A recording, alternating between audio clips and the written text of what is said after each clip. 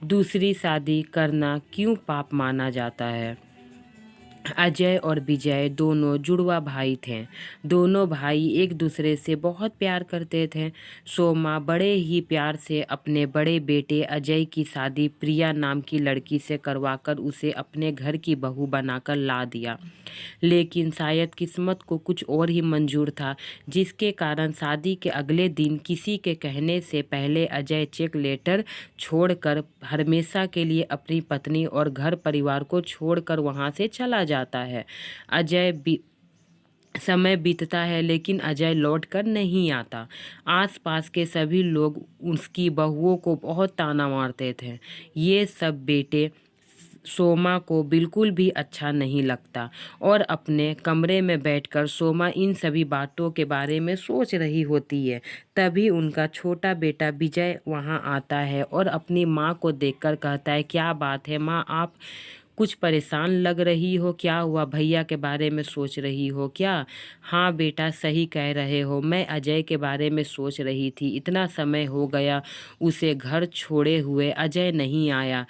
अब एक लेटर छोड़कर गया था कि मैं शादी नहीं करना चाहता, इसलिए वह यह घर छोड़कर जा रहा है। माँ की यह सोच के बारे में, जिसने यह घर छोड़ने से पहले एक बार भी हमारे बारे में नहीं सोचा।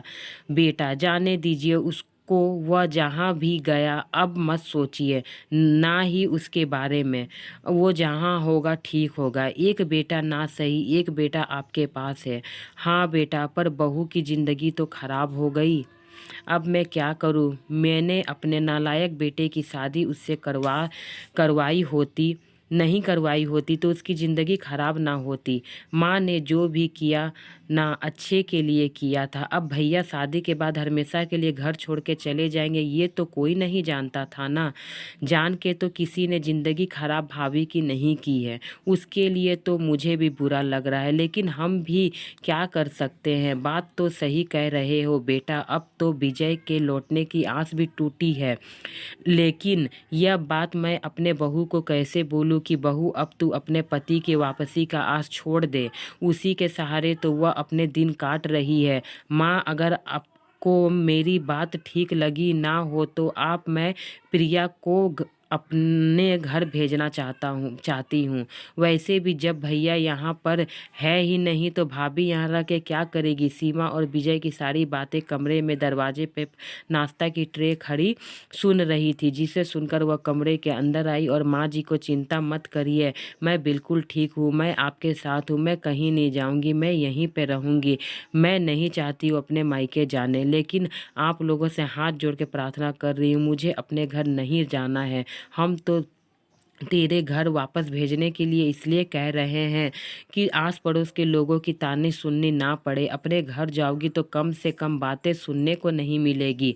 आप अपने घर जाकर आराम से रह सकती हो। या आपको लगता है शादी के बाद अगर बेटी ज़्यादा दिन मायके रहे तो समाज वाले उसके माँ बाप पे उंगली उठाने लगते हैं? मेरी शादी के बाद मेरे माँ बाप को थोड़ी शांति मिली, मैं उनकी शांति को नहीं छीनना चाहती हूँ, इसलिए मैं यहीं रहूँगी और उनके पास आने का इंतज़ार करूंगी। प्रिया इतना कहकर वहां से चली जाती है। उसकी बात सुनकर सोमा और विजय दोनों के मुंह बंद हो जाता है। ऐसे ही समय बीतता गया। समय के साथ लोगों के ताने से परेशान होकर सोमा अपनी बहू की शादी अपने जुड़वा छोटे बेटे विजय के साथ करवाने का फैसला करती है। अपने सभी आस पड़ोस वालों के सामने सोमा जैसे ही प्रिया और विजय की शादी की रीति रिवाज के साथ करवाती है, तभी उसका बड़ा बेटा अजय वहां आ जाता है और अपनी पत्नी को छोटे भाई के साथ शादी के को देखकर उसे कहता है कि अब मैं आ गया हूँ, प्रिया तुम शादी मत करो मेरे जुड़वा भाई से, आपने यह ठीक नहीं किया। माँ इसका पति हूँ तो इसकी शादी तुम दूसरा कैसे करा सकती हो? मेरा बेटा तो उसी दिन मर गया था, माँ बोली, जब वो अपने नई नवेली पत्नी को अपने घर परिवार को छोड़कर चला गया था। तुझे आज याद आ रहा है पत्नी, उस दिन तू कहाँ था जब लोगों तरह तरह के ताने मार रहे थे। माँ, मुझसे बहुत बड़ी गलती हो गई है, मुझे माफ़ कर दीजिए, मैं बहक गया था, लेकिन अब मुझे अपनी गलती का एहसास हो चुका है। प्रिया, तुम मुझे माफ़ कर दो और तुम मेरी पत्नी बनकर मेरे साथ रहो। शादी की नई शादी को नहीं मानता, विजय कहकर प्रिया का हाथ पकड़कर अपने साथ ले लग जाता है। तभी अजय विजय को रोककर वहां प्रिया का हाथ छुड़वाते हुए कहता है, भाई, अब आप उस घर में रहने ना रहिए, लेकिन मैं प्रिया से दूर नहीं रहूंगा, क्योंकि प्रिया अब मेरी गृहस्थी बीवी बन चुकी है। आपको आपकी गलती का एहसास होने का बहुत देर हो गई है। अजय और विजय प्रिया को लेकर आपस में बहस करते हैं। उसको इस तरह से आपस में बहस करता हुआ देख माँ सभी पड़ोसी उन पर जोर जोर से हंसने लगी और उनका मजाक बनाने लगती है।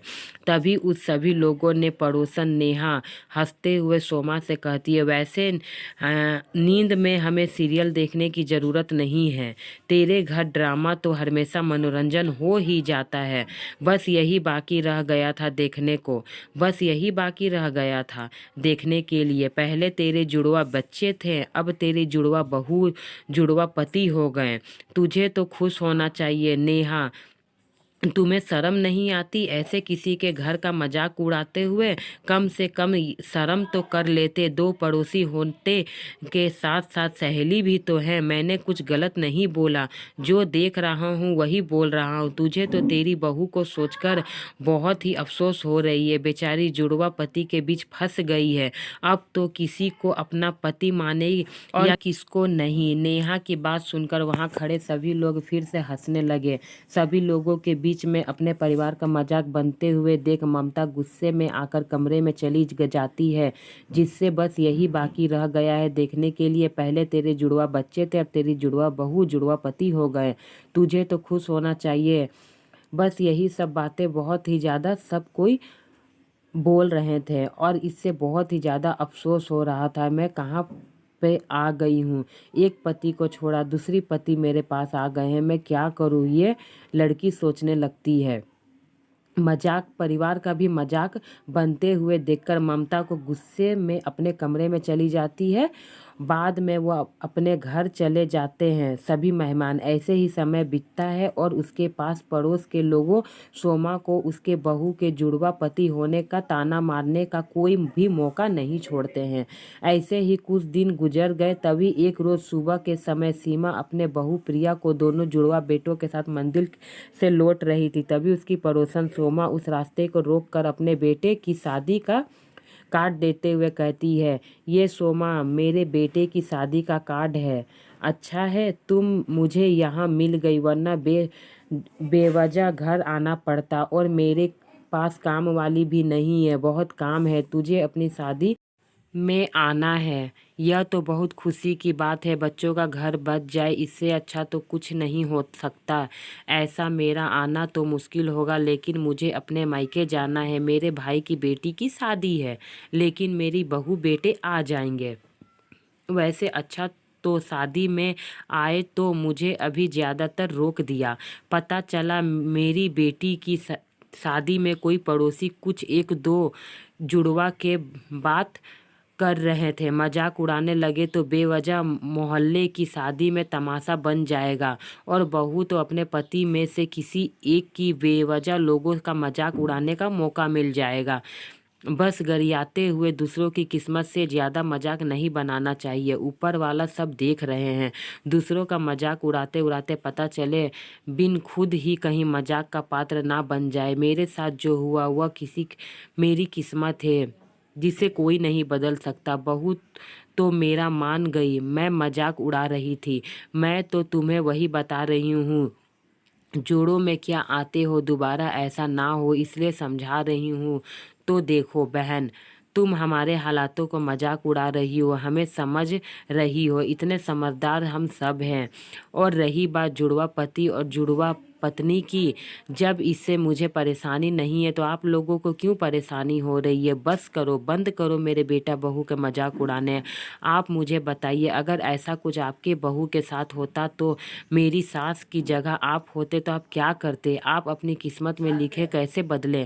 प्रिया के किसी भी बातों का पास कोई जवाब नहीं था। उसकी बातों को केवल उसको मोहल्ले में सभी लोगों का मुंह बंद हो जाता है, जिसके बाद प्रिया अपने परिवार वालों के साथ अपने घर चली जाती है और उस दिन के बाद मोहल्ले के कोई व्यक्ति सोमा और उसके बहू को जुड़वा पति होने का कोई ताना नहीं मारता और ना ही उसका कोई मजाक उड़ाता है। इसलिए कहते हैं किस्मत का हंसना नहीं चाहिए, किस्मत कब बदल जाए कोई नहीं जानता। दूसरों का मजाक ना बनाए, भगवान कब पलट आपको जवाब दे कोई नहीं जानता। फ्रेंड, मेरी ये कहानी आपको कैसी लगी? थोड़ी कहानी में गड़बड़ हुई है, उसके लिए माफ़ कर दीजिएगा।